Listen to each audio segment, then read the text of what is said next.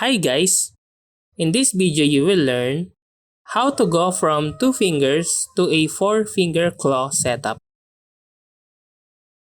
Here's a step-by-step guide on how to transition from a 2-finger setup to a 4-finger claw setup. Understanding the 4-finger claw setup.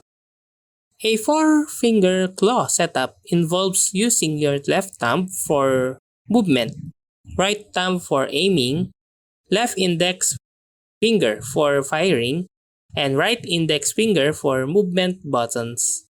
This setup allows you to move, aim, and shoot simultaneously, giving you a significant advantage over players using a 2-finger setup.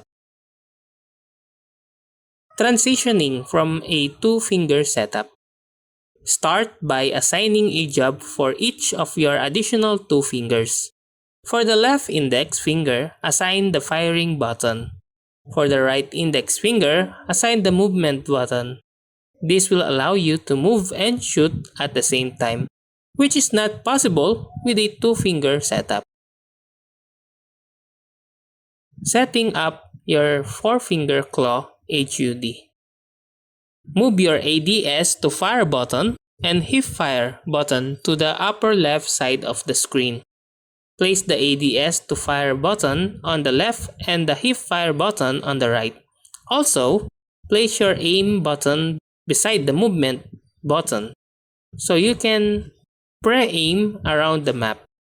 Remember, the key is to be comfortable while performing these actions in the game.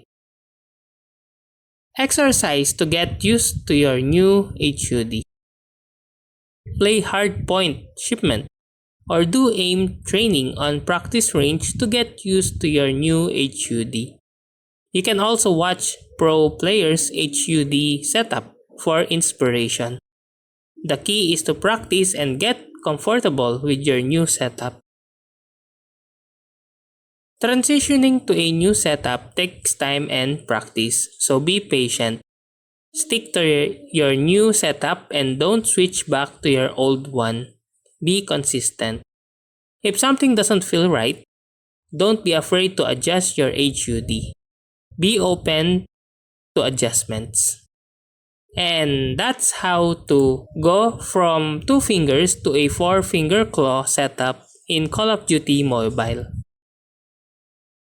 If you like this video, please click the like and subscribe and ring the bell icon to notify you to our next video. Thank you for watching!